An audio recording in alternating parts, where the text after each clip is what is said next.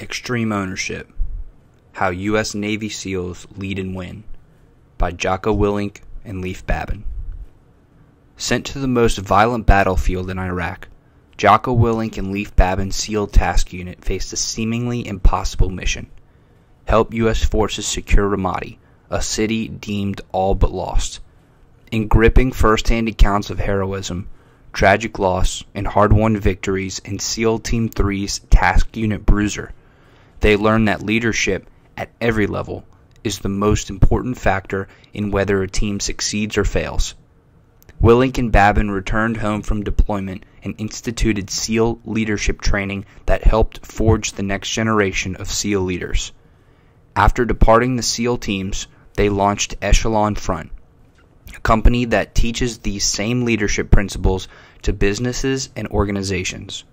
From promising startups to Fortune 500 companies, Babin and Willink have helped scores of clients across a broad range of industries build their own high-performance teams and dominate their battlefields. Now, detailing the mindset and principles that enable SEAL units to accomplish the most difficult missions in combat, Extreme Ownership shows how to apply them to any team, family, or organization. Each chapter focuses on a specific topic, such as cover and move, decentralized command, and leading up the chain, explaining what they are, why they are important, and how to implement them in any leadership environment. It is a compelling narrative with powerful instruction and direct application. Extreme Ownership revolutionizes business management and challenges leaders everywhere to fulfill their ultimate purpose: lead and win. This is a book review and a book summary.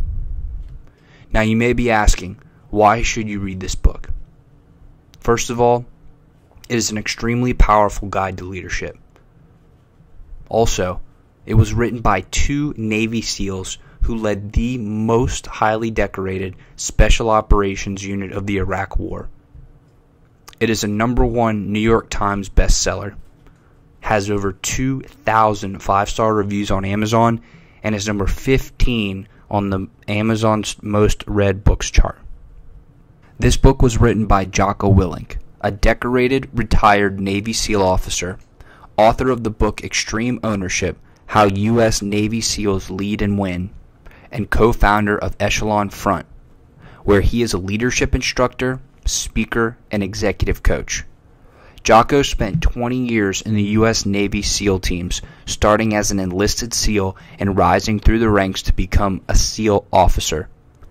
As commander of SEAL Team 3's Task Unit Bruiser during the Battle of Ramadi, he orchestrated SEAL operations that helped the Ready 1st Brigade of the U.S. Army's 1st Armored Division bring stability to the violent, war-torn city. Task Unit Bruiser became the most highly decorated Special Operations unit of the Iraq War. Jocko returned from Iraq to serve as officer in charge of training for all West Coast SEAL teams. There, he spearheaded the development of leadership training and personally instructed and mentored the next generation of SEAL leaders who have continued to perform with great success on the battlefield. During his career, Jocko was awarded the Silver Star, the Bronze Star, and numerous other personal and unit awards. In 2010, Jocko retired from the Navy and launched Echelon Front, where he teaches the leadership principles he learned on the battlefield to help others lead and win. His clients include individuals, teams, companies, and organizations across a wide range of industries and fields. Leif Babin is a former U.S. Navy SEAL officer, co-author of the #1 New York Times bestseller Extreme Ownership: How U.S. Navy SEALs Lead and Win, and co-author of the Dichotomy of Leadership, balancing the challenges of extreme ownership to lead and win. He is the co-founder of Echelon Front, where he serves as President and Chief Operating Officer, leadership instructor, speaker, and strategic advisor to companies and business leaders across the civilian sector. A graduate of the U.S. Navy Academy, Leif served 13 years in the U.S. Navy, including 9 years in the SEAL teams. As a platoon commander in SEAL Team 3's Task Unit Bruiser, he planned and led major combat operations in the Battle of Ramadi alongside the Ready 1st Brigade of the U.S. Army's 1st Armored Division. Task Unit Bruiser became the most highly decorated special operations unit of the Iraq War. Leif returned from combat and became the primary leadership instructor for all officers graduating from the SEAL training pipeline. There, he reshaped leadership training to better prepare SEAL officers for the immense challenges of combat. During his last tour, Leif served as operations officer and executive officer at a SEAL team where he again deployed to Iraq with a special operations task force. Leif is a recipient of the Silver Star, 2 Bronze Stars, and a Purple Heart. In 2011, Leif left active duty and co-founded Echelon Front, a premier leadership consulting company that helps others to train, build, and lead their own high-performance winning teams. Clients include companies and organizations in a broad array of industries, from Fortune 500 companies to successful startups. Leif speaks on leadership, U.S. military strategy, and foreign policy matters. His editorials have been published in the Wall Street Journal, and he has appeared frequently on a variety of national television news, radio programs, and podcasts. If there's anybody that you want to be learning about leadership from, it's these two gentlemen. At its core, this book is broken down into one simple concept. For all the definitions, descriptions, and characterizations of leaders, there are only two that matter: effective and ineffective. Effective leaders lead successful teams that accomplish their mission and win. Ineffective leaders do not.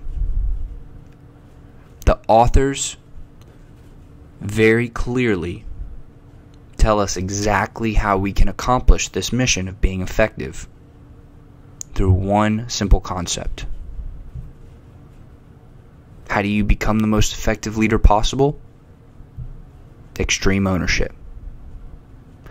Now, this concept is broken down into 3 parts: winning the war within, laws of combat, and sustaining victory. The first, part 1, is winning the war within. And the 4 most critical building blocks to winning the war within are extreme ownership, no bad team, only bad leaders, believe, and check the ego.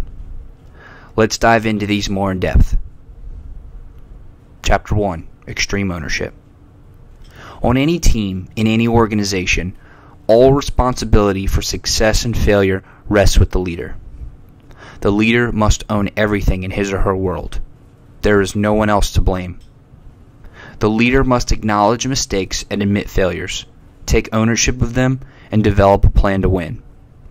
The best leaders don't just take responsibility for their job. They take extreme ownership of everything that impacts their mission. This fundamental core concept enables SEAL leaders to lead high-performing teams in extraordinary circumstances and win. But extreme ownership isn't a principle whose application is limited to the battlefield. This concept is the #1 characteristic of any high-performance winning team, in any military unit, organization, sports team, or business team in any industry. When subordinates aren't doing what they should, leaders that exercise extreme ownership cannot blame the subordinates. They must first look in the mirror at themselves. The leader bears full responsibility for explaining the strategic mission, developing the tactics, and securing the training and resources to enable the team to properly and successfully execute. If an individual on the team is not performing at the level required for the team to succeed, the leader must train and mentor that underperformer. But if the underperformer continually fails to meet standards, then a leader who exercises extreme ownership must be loyal to the team and the mission above any individual. If the underperformers cannot improve, the leader must make the tough call to terminate them and hire others who can get the job done. It is all on the leader. As individuals, we often attribute the success of others to luck or circumstances and make excuses for our own failures and the failures of our team. We blame our own poor performance on bad luck, circumstances beyond our control, or poorly performing subordinates. Anyone but ourselves. Total responsibility for failure is a difficult thing to accept, and taking ownership when things go wrong requires extraordinary humility and courage. But doing just that is an absolute necessity to learning. growing as a leader, and improving a team's performance. Extreme ownership requires leaders to look at an organization's problems through the objective lens of reality, without emotional attachments to agendas or plans. It mandates that a leader set ego aside and accept responsibility for failures, attack weaknesses, and consistently work to build a better and more effective team. Such a leader, however, does not take credit for his or her team's successes, but bestows that honor upon his or her subordinate leaders and team members. When a leader sets such an example and expects this from junior leaders within the team, the mindset develops into the team's culture at every level. With extreme ownership, junior leaders take charge of their smaller teams and their piece of the mission. Efficiency and effectiveness increase exponentially, and a high-performance winning team is a result. Chapter 2. No bad teams, only bad leaders. There are no bad units, only bad officers. This captures the essence of what extreme ownership is all about. This is a difficult and humbling concept for any leader to accept, but it is an essential mindset to build a high-performance winning team. When leaders who epitomize extreme ownership drive their teams to achieve a higher standard of performance, they must recognize that when it comes to standards as a leader, it's not what you preach, it's what you tolerate. When setting expectations, no matter what has been said or written, if substandard performance is accepted and no one is held accountable, if there are no consequences, that poor performance becomes the new standard. Therefore, leaders must enforce standards. Consequences for failing need not be immediately severe, but leaders must ensure that tasks are repeated until the higher expected standard is achieved. Leaders must push the standards in a way that encourages and enables the team to utilize extreme ownership.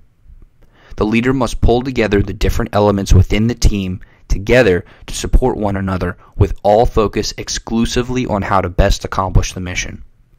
Most people want to be part of a winning team, but often don't know how, or simply need motivation and encouragement.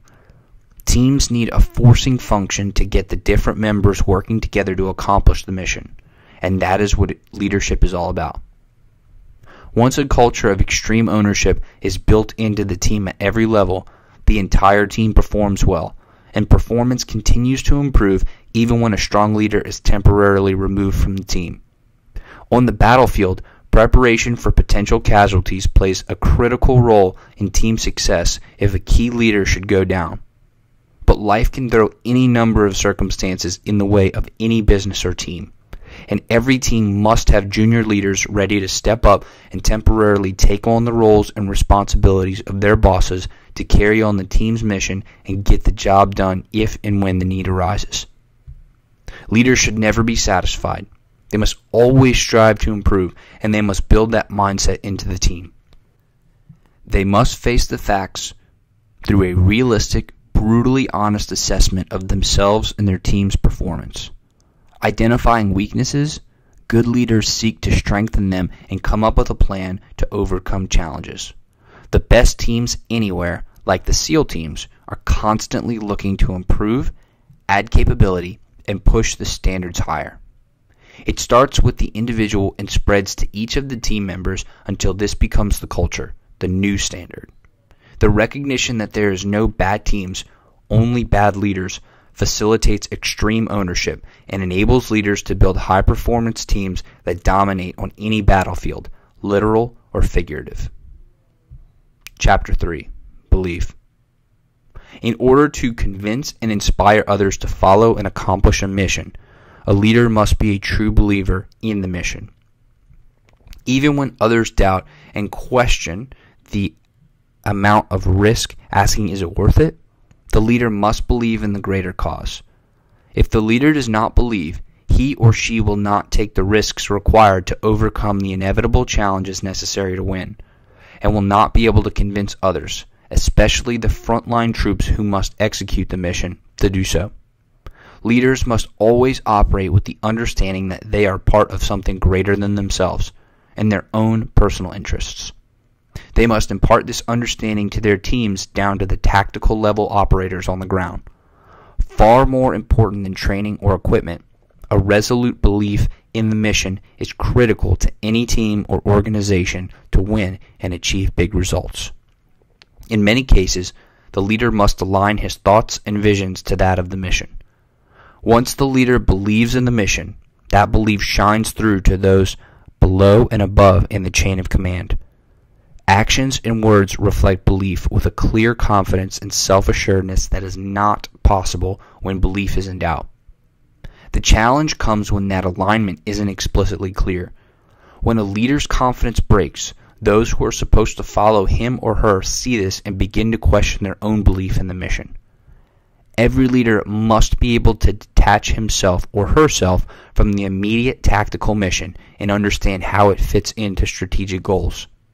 When leaders receive an order that they themselves question and do not understand, they must ask the question why. Why are we being asked to do this? Those leaders must take a step back, deconstruct the situation, analyze the strategic picture, and then come to a conclusion. If they cannot determine a satisfactory answer themselves, they must ask questions up the chain of command until they understand why. If frontline leaders and troops understand why, they can move forward fully believing in what they are doing. It is likewise incumbent on senior leaders to take the time to explain the answers to the questions of their junior leaders so that they too can understand why and believe.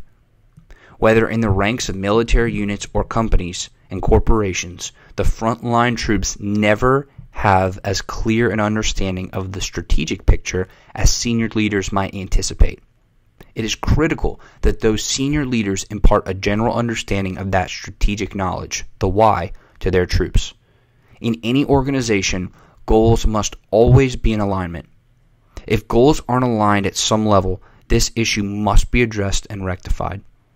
In business, just as in the military, no senior executive team would knowingly choose a course of action or issue an order that would purposefully result in failure.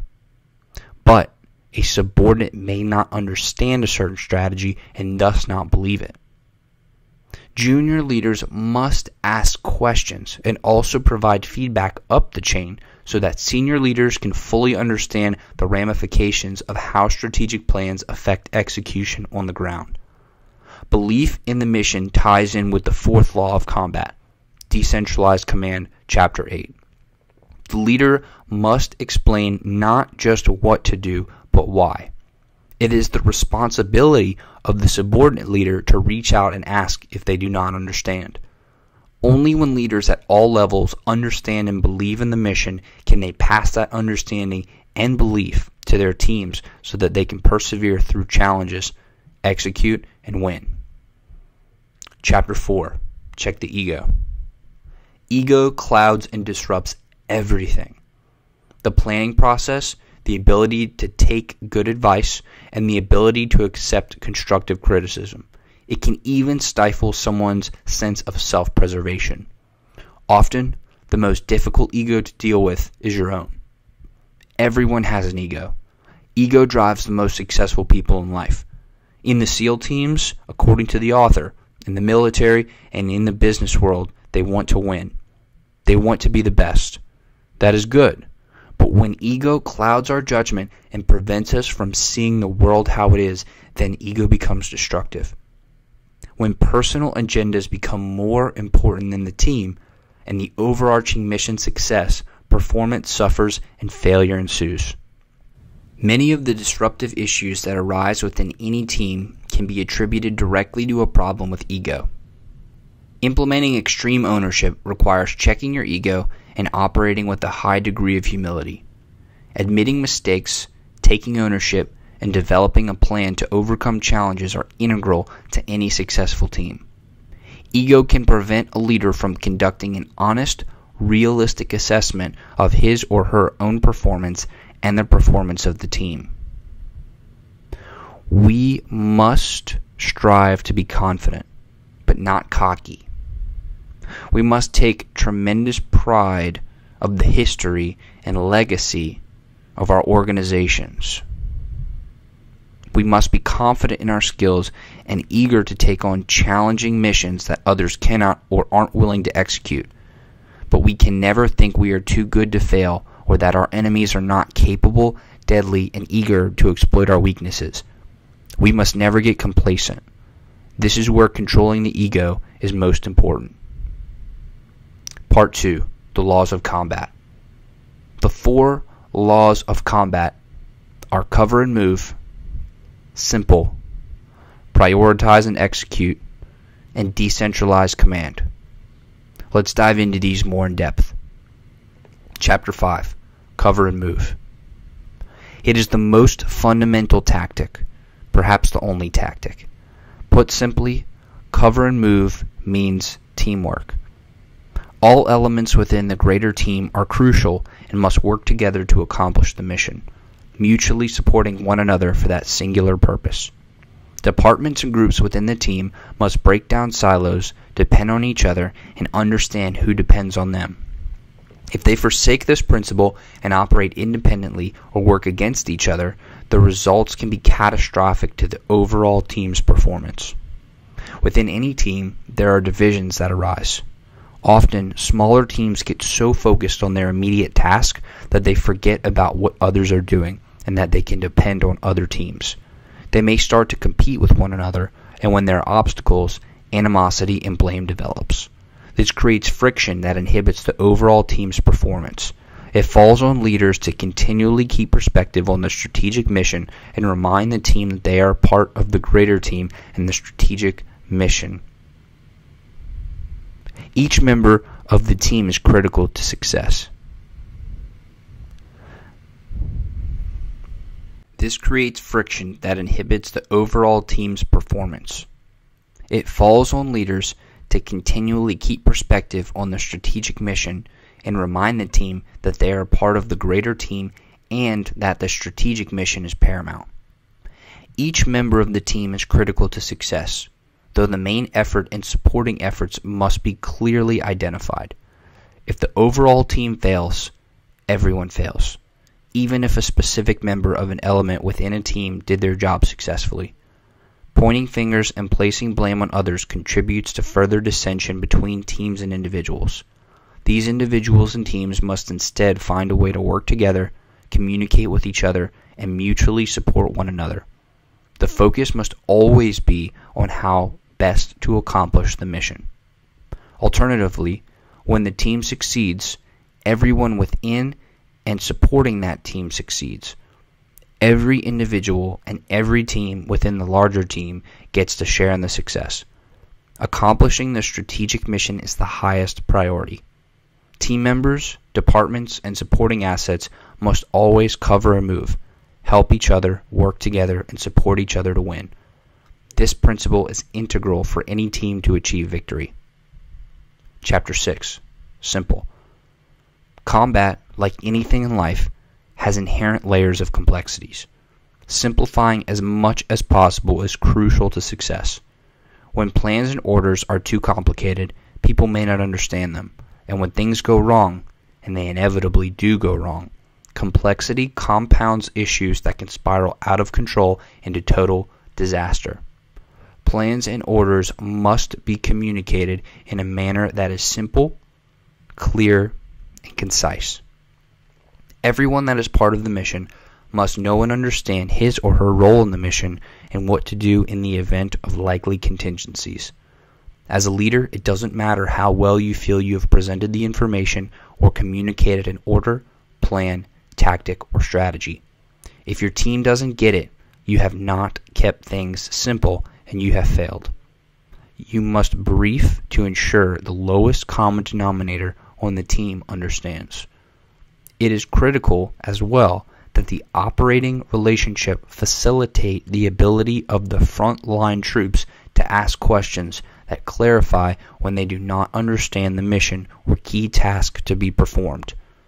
Leaders must encourage this communication and take the time to explain so that every member of the team understands. Simple. This principle isn't limited to the battlefield. In the business world and in life, there are inherent complexities. It is critical to keep plans and communications simple. Following this rule is crucial to the success of any team, in combat, business, or life. Chapter 7. prioritize, and execute. On the battlefield, countless problems compound in a snowball effect, every challenge complex in its own right, each demanding attention. But a leader must remain calm and make the best decisions possible. To do this, according to the author, SEAL combat leaders use prioritize and execute. They verbalize the principle with this direction. 1. Relax. 2. Look around. 3. Make a call. Even the most competent of leaders can be overwhelmed if they try to tackle multiple problems or a number of tasks simultaneously. The team will likely fail at each of those tasks. Instead, leaders must determine the highest priority task and execute. When overwhelmed, fall back upon this principle. Prioritize and execute. Multiple problems in high-pressure, high-stakes environments are not exclusive to combat. They occur in many facets of life, and particularly in business. Business decisions may lack the immediacy of life and death, but the pressures on business leaders are still intense. The success or failure of the team, the department, the company, the financial capital of investors, careers, and livelihoods are at stake. These pressures produce stress and demand decisions that often require rapid execution. Such decision-making for leaders can be overwhelming. A particularly effective means to help prioritize and execute under pressure is to stay at least a step or two ahead of real-time problems. Through careful contingency planning, a leader can anticipate likely challenges that could arise during execution and map out an effective response to those challenges before they happen. That leader and his or her team are far more likely to win. Staying ahead of the curve prevents a leader from being overwhelmed when pressure is applied and enables greater decisiveness. If the team has been briefed and understands what actions to take through such likely contingencies, the team can then rapidly execute when those problems arise, even without specific directions from leaders. This is a critical characteristic of any high-performance, winning team in any business or industry. It also enables effective decentralized command, which we'll cover in Chapter 8. When confronted with the enormity of operation plans and the intricate microterrain within those plans, it becomes easy to get lost in the details, to become sidetracked or lose focus of the bigger effort. It is crucial, particularly for leaders at the top of the organization, to pull themselves off the firing line, step back, and maintain the strategic picture. This is essential to help correctly prioritize for the team. With this perspective, it becomes far easier to determine the highest priority effort and focus all energies toward its execution. Then, senior leaders must help subordinate team leaders within their team prioritize their efforts. Just as in combat, priorities can rapidly shift and change. When this happens, communication of that shift to the rest of the team, both up and down the chain of command, is critical. Teams must be careful to avoid target fixation on a single issue. They cannot fail to recognize when the highest priority task shifts to something else. The team must maintain the ability to prioritize efforts and rapidly adapt to a constantly changing battlefield. To implement, prioritize, and execute in any business, team, or organization, a leader must do the following 7 steps. 1. Evaluate the highest priority problem. 2. Lay out in simple, clear, and concise terms the highest priority effort for your team. 3. Develop and determine a solution. 4. Seek input from key leaders and from the team where possible. 5. Direct the execution of that solution, focusing all efforts and resources toward this priority task. 6. Move on to the next highest priority problem. 7. Repeat. When priorities shift within the team, pass situational awareness both up and down the chain of command. Don't let the focus on one priority cause target fixation. Maintain the ability to see other problems developing and rapidly shift as needed. Chapter 8. Decentralized Command. Human beings are generally not capable of managing more than 6 to 10 people. particularly when things go sideways and inevitable contingencies arise. No one senior leader can be expected to manage dozens of individuals, much less hundreds. Teams must be broken down into manageable elements of 4 to 5 operators with a clearly designated leader. These leaders must understand the overall mission and the ultimate goal of that mission, the commander's intent. Junior leaders must be empowered to make decisions on key tasks necessary to accomplish that mission in the most effective and efficient manner possible. Teams within teams are organized for maximum effectiveness for a particular mission with leaders who have clearly delineated responsibilities. Every tactical level team leader must understand not just what to do, but why they are doing it.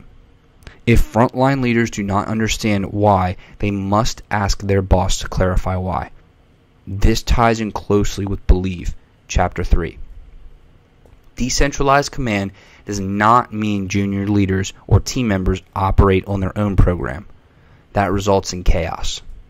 Instead, junior leaders must fully understand what is within their decision-making authority, the left and right limits of their responsibility. Additionally, they must communicate with senior leaders to recommend decisions outside their authority and pass critical information up the chain so the senior leadership can make informed, strategic decisions. According to the author, SEAL leaders on the battlefield are expected to figure out what is expected to be done and do it. To tell higher authority what they plan to do rather than ask what you want me to do. Junior leaders must be proactive rather than reactive. To be effectively empowered to make decisions, it is imperative that frontline leaders execute with confidence. Tactical leaders must be confident that they clearly understand their strategic mission and commander's intent. They must have implicit trust that their senior leaders will back their decisions. Without this trust, junior leaders cannot confidently execute, which means they cannot exercise efficient decentralized command. To ensure this is the case, senior leaders must constantly communicate and push critical information, what the author calls situational awareness, to their subordinate leaders. Likewise, junior leaders must push situational awareness up the chain to their senior leaders to keep them informed, particularly of crucial information that affects strategic decision-making. The author notes that with SEAL teams, just as with any team in the business world, there are leaders who try to take on too much themselves. When this occurs, operations can quickly dissolve into chaos. The fix is to empower frontline leaders through decentralized command and ensure they are running their teams to support the overall mission without micromanagement from the top.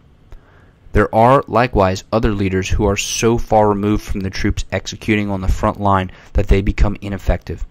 These leaders might give the appearance of control, but they actually have no idea what their troops are doing and cannot effectively direct their teams.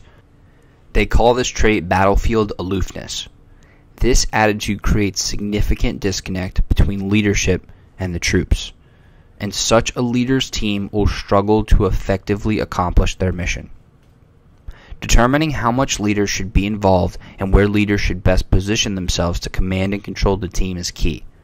According to the author, when SEAL task units train in assaults, in what they call close quarter battle or CQB, they practice this in a kill house.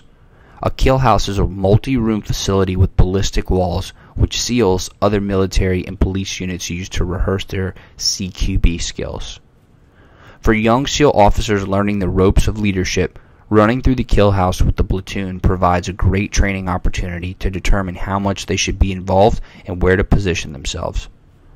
Sometimes the officer gets so far forward that he gets sucked into every room clearance, meaning that he is continually entering rooms and engaging targets. When that happens, he gets focused on the minutia of what's going on in the immediate room and loses situational awareness of what is happening with the rest of the team and can no longer provide effective command and control. Other times, the officer gets stuck in the back of the train on cleanup duty. When that happens, he is too far in the rear to know what is happening in the front and can't direct the assault force. The author advised to many officers that the right amount of involvement, The proper position for them was somewhere in the middle, generally with the bulk of their force. Not so far forward that they get sucked into every room clearance, but not so far back that they don't know what is going on up front.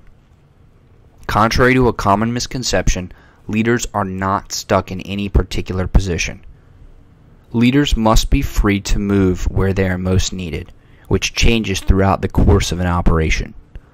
Understanding proper positioning as a leader is a key component of decentralized command, not just on the battlefield. In any team, business, or organization, the same rule applies.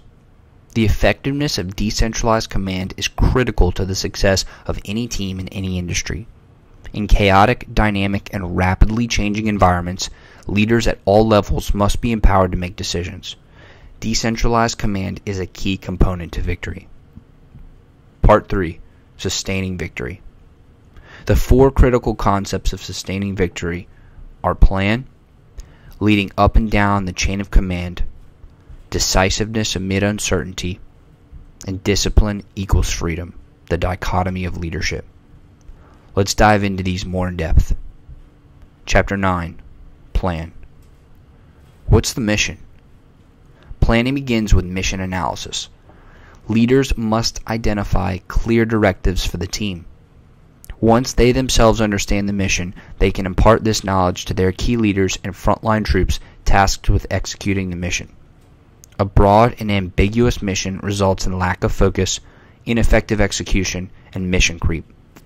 To prevent this, the mission must be carefully refined and simplified so that it is explicitly clear and specifically focused to achieve the greatest strategic vision for which that vision is a part. The mission must explain the overall purpose and desired result or end state of the operation.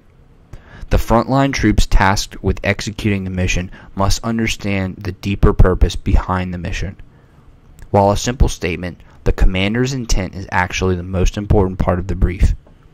When understood by everyone involved in the execution of the plan, it guides each decision and action on the ground.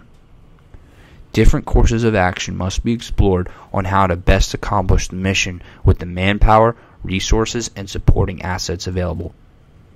Once a course of action is determined, further planning requires detailed information gathering in order to facilitate the development of a thorough plan. It is critical to utilize all assets and lean on the expertise of those in the best position to provide the most accurate and up-to-date information. Leaders must delegate the planning process down the chain as much as possible to key subordinate leaders. Team leaders within the greater team and frontline tactical level leaders must have ownership of their task within the overall plan and mission. Team participation, even from the most junior personnel, is critical in developing the bold, innovative solutions that problem sets require. Giving the frontline troops ownership of even a small piece of the plan gives them buy-in, helps them understand the reasons behind the plan, and better enables them to believe in the mission, which translates into far more effective implementation and execution on the ground. While the senior leader supervises the entire planning process by team members, he or she must be careful not to get bogged down in the details. By maintaining a perspective above the micro-terrain of the plan, a senior leader can ensure compliance with strategic objectives. Doing so enables senior leaders to stand back and be the tactical genius, to identify weaknesses or holes in the plan that those immersed in the details might have missed.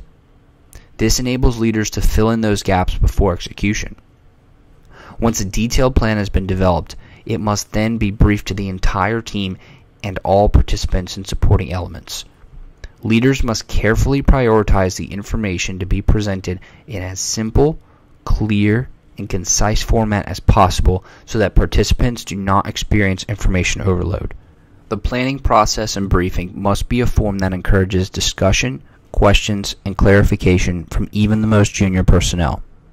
If frontline troops are unclear about the plan and yet are too intimidated to ask questions, the team's ability to effectively execute the plan radically decreases.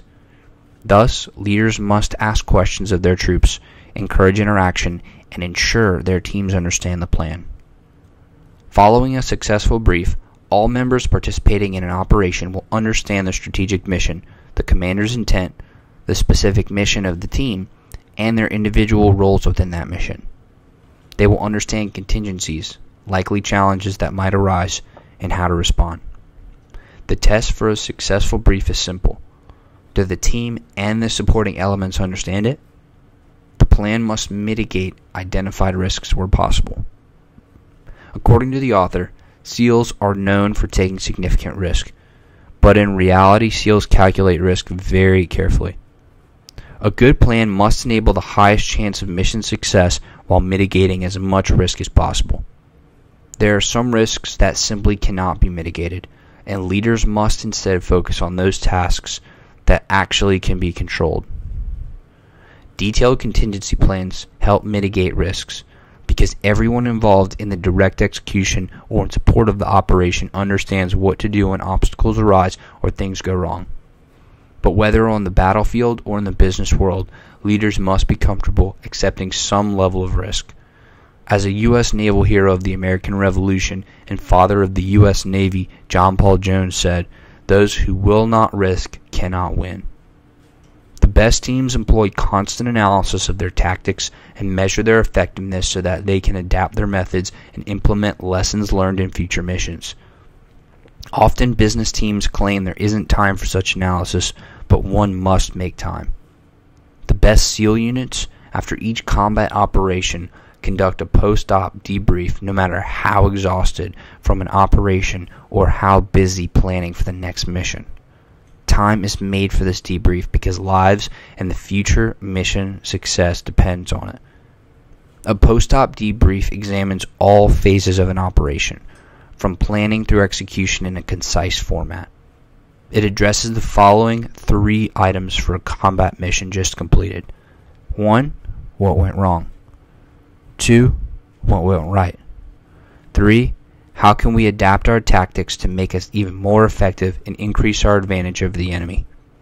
Such self-examination, according to the author, allows SEAL units to reevaluate, enhance, and refine what worked and what didn't so that they can constantly improve. It is critical for the success of any team and any business to do the same and implement those changes into their future plans so that they don't repeat the same mistakes. While businesses can have their own planning process, it must be standardized so that other departments within the company and supporting assets outside of the company, such as service contractors or subsidiary companies, can understand and use the same format and terminology. It must be repeatable and guide users with a checklist of all the important things they need to think about. The plan must be briefed to participants, geared toward the frontline troops charged with execution so that they can clearly understand it. Implementing such a planning process will ensure the highest level of performance and give the team the greatest chance to accomplish the mission and win. Chapter 10. Leading up and down the chain of command. If your boss isn't making a decision in a timely manner or providing necessary support for you and your team, don't blame the boss. First, blame yourself. Examine what you can do to better convey the critical information for decisions to be made and support allocated. Leading up the chain of command requires tactful engagement with the immediate boss, or, in military terms, higher headquarters, to obtain the decisions and support necessary to enable your team to accomplish its mission and ultimately win. To do this, a leader must push situational awareness up the chain of command. Leading up the chain takes much more savvy and skill than leading down the chain. Leading up, the leader cannot fall back on his or her positional authority. Instead, the subordinate leader must use influence, experience, knowledge, communication, and maintain the highest professionalism. While pushing to make your superior understand what you need, you must also realize that your boss must allocate limited assets and make decisions with the bigger picture in mind. You and your team may not represent the priority effort at that particular time, or perhaps the senior leadership has chosen a different direction. Have the humility to understand and accept this. One of the most important jobs of any leader is to support your own boss, your immediate leadership. In any chain of command, the leadership must always present a united front to the troops. A public display of discontent or disagreement with the chain of command undermines the authority of leaders at all levels. This is catastrophic to the performance of any organization. As a leader, if you don't understand why decisions are being made, requests denied, or support allocated elsewhere, you must ask those questions up the chain. Then, once understood, you can pass that understanding down to your team. Leaders in any chain of command will not always agree, but at the end of the day, once the debate on a particular course of action is over and the boss has made a decision, even if that decision is one you argued against, you must execute the plan as if it were your own. When leading up the chain of command, use caution and respect. But remember, if your leader is not giving the support you need, don't blame him or her.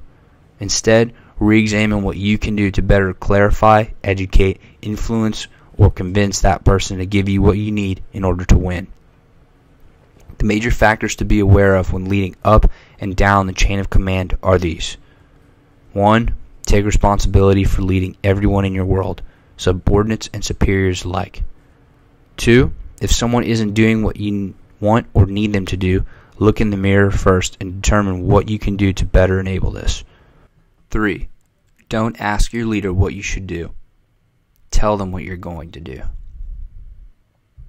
Chapter 11. Decisiveness amid uncertainty. Books, movies, and television shows can never truly capture or articulate the pressure from uncertainty, chaos, and the element of unknown with which real combat leaders must contend. The combat leader almost never has the full picture or a clear and certain understanding of the enemy's actions or reactions, nor even the knowledge of the immediate consequences of momentary decisions. On the battlefield, for those immersed in the action, the first recognition of an attack might be the wicked snap and violent impact of incoming rounds, flying shards of concrete and debris, or the screams of pain from wounded comrades. Urgent questions arise. Where are they shooting from? How many are there? Are any of my men wounded? If so, how badly? Where are other friendly forces? Is it possible they are friendly forces mistakenly shooting at us? The answers are almost never immediately obvious. In some cases, the answers to who attacked and how will never be known. Regardless, leaders cannot be paralyzed by fear. That results in inaction. It is critical for leaders to act decisively amid uncertainty, to make the best decisions they can based on only the immediate information available. This realization is one of the biggest lessons learned for our generation of combat leaders, both in the SEAL teams and throughout other U.S. military branches through the years of combat in Iraq and Afghanistan.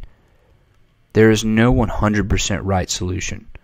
The picture is never complete, and leaders must be comfortable with this and be able to make decisions promptly, then be ready to adjust those decisions quickly based on evolving situations and new information. Intelligence gathering and research are important, but they must be employed with realistic expectations and must not impede swift decision-making. This is often the difference between victory and defeat. Waiting for the 100% right and certain solution leads to delay, indecision, and an inability to execute. Leaders must be prepared to make an educated guess based on previous experience, knowledge of how the enemy operates, likely outcomes, and whatever intelligence is available in the immediate moment. This incomplete picture principle is not unique to combat. It applies to virtually every aspect of our individual lives, such as personal health care decisions, whether or not to evacuate from the path of a major storm. It particularly applies to leadership and decision-making in business. While business leaders may not generally face life and death decisions, they're certainly under intense pressure. With capital at risk, markets in flux, and competitors actively working to outmaneuver opponents, professional careers and paychecks are at stake. Outcomes are never certain. Success never guaranteed. Even so, business leaders must be comfortable in the chaos and act decisively amid such uncertainty. Chapter 12. The Dichotomy of Leadership. Every leader must walk a fine line. That's what makes leadership so challenging. Just as discipline and freedom are opposing forces that must be balanced, leadership requires finding the equilibrium in the dichotomy of many seemingly contradictory qualities between one extreme and another. The simple recognition of this is one of the most powerful tools a leader has. With this in mind, a leader can more easily balance the opposing forces and lead with maximum effectiveness. In the book, the authors talk about 13 crucial major dichotomies, including a leader must lead but always be ready to follow. A leader must be aggressive but not overbearing. A leader must be calm, must be brave but not foolhardy. Leaders must have a competitive spirit but also be gracious losers. Leaders must act with professionalism and must recognize others for their contributions. A leader must be attentive to details but not obsessed by them. A leader must be strong but likewise have endurance, not only physically but mentally. Leaders must be humble but not passive. A leader must be close with subordinates but not too close. A leader must exercise extreme ownership. Simultaneously, that leader must employ decentralized command by giving up control to subordinate leaders. Finally, a leader has nothing to prove, but everything to prove. Beyond this, there are countless other leadership dichotomies that must be carefully balanced. Generally, when a leader struggles, the root cause behind the problem is that the leader has leaned too far in one direction and steered off course. Awareness of the dichotomies in leadership allows this discovery and thereby enables correction. Now, there are many nuances to this book that were not covered here in this summary. I highly encourage you to read it on your own, as it is an amazing piece of literature written by two incredibly experienced and talented authors. In order to get this book for free, you can listen to it on Audible, which is an Amazon company, by going to gothardenterprises.com/audible. Now, this summary would not have been possible without the resources listed here. So make sure you go and grab your 2 free books at gothardenterprises.com/audible. Thank you very much. Have a great day.